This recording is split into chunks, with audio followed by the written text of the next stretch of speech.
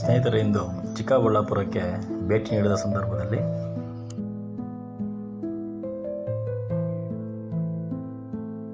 ನಮಗೆ ಆದಂಥ ಅನುಭವವನ್ನು ನಿಮ್ಮೊಂದಿಗೆ ಹಂಚ್ಕೊಳ್ತಾ ಇದ್ದೀವಿ. ಕಾರ್ ಪಾರ್ಕಿಂಗ್ ಇರ್ಬೋದು, ಸ್ಕೂಟರ್ ಪಾರ್ಕಿಂಗ್ ಇರ್ಬೋದು, ಸ್ಲಿಪ್ಪರ್ ಸ್ಟ್ಯಾಂಡ್ ಇರ್ಬೋದು, ಎಲ್ಲ ಫ್ರೀ ಇದೆ.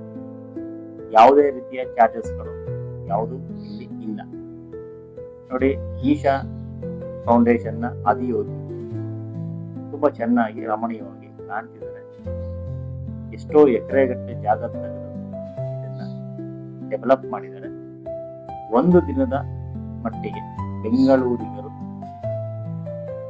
ವಿಸಿಟ್ ಮಾಡಬಹುದಾದಂತಹ ಪ್ಲೇಸ್ ಇದು. ಯಾವುದಕ್ಕೂ ಯಾವುದೇ ರೀತಿಯ ತೊಂದರೆ ಇಲ್ಲ. ರೆಸ್ಟ್ ರೂಮ್ಸ್ ಇದೆ, ವಿ ಇದೆ, ಎಲ್ಲ ಈಶಾದವರೇ ಮೇಂಟೈನ್ ಮಾಡ್ತಾ ಇದ್ದಾರೆ. ಮಕ್ಕಳು, ವಯಸ್ಸಾದವರು, ಎಲ್ಲ ವಯೋಮಾನದವರು ಕೂಡ ಭೇಟಿ ನೀಡಬಹುದಂತ ಪ್ಲೇಸ್ ಇದು.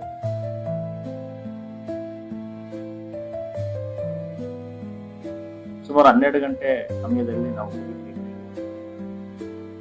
ಆ ಸಂದರ್ಭದಲ್ಲಿ ಬಹಳ ಬಿಸಿಲಿತ್ತು, ಆದರೆ ದೃಶ್ಯ ಮಾತ್ರ ತುಂಬಾ ಚೆನ್ನಾಗಿ ಕಾಣುತ್ತೆ.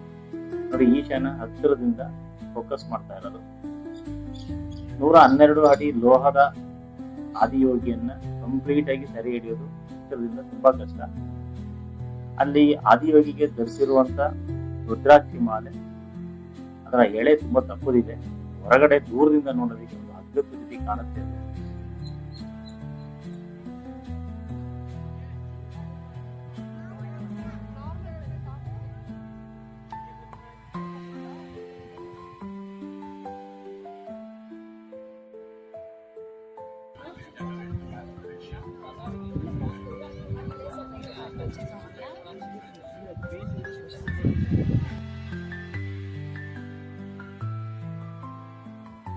ಮಕ್ಕಳು ಫ್ಯಾಮಿಲಿನ ಕರ್ಕೊಂಡು ತೋರಿಸ್ಬೋದು.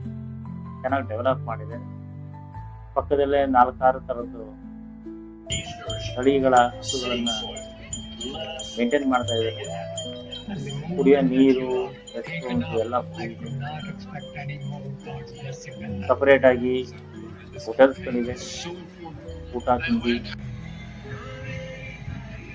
ಚಾಟ್ಸ್ ಎಲ್ಲ ಸರ್ವ್ ಮಾಡ್ತಾರೆ. ಅದೆಲ್ಲ ಪೇಯ್ಡ್, ಅದ್ಯಾವುದು ಫ್ರೀ ಇಲ್ಲ. ಬೇಸಿಕ್ ಫೆಸಿಲಿಟೀಸ್ಗಳನ್ನ ಈಶಾ ಫೌಂಡೇಶನ್ ಅವರು ತುಂಬ ಚೆನ್ನಾಗಿ ಮೇಂಟೈನ್ ಮಾಡಿದ್ದಾರೆ. ಪ್ರತಿದಿನ ಲೇಸರ್ ಶೋ ಸಂಜೆ 7 ಗಂಟೆಗೆ ಶುರುವಾಗುತ್ತೆ.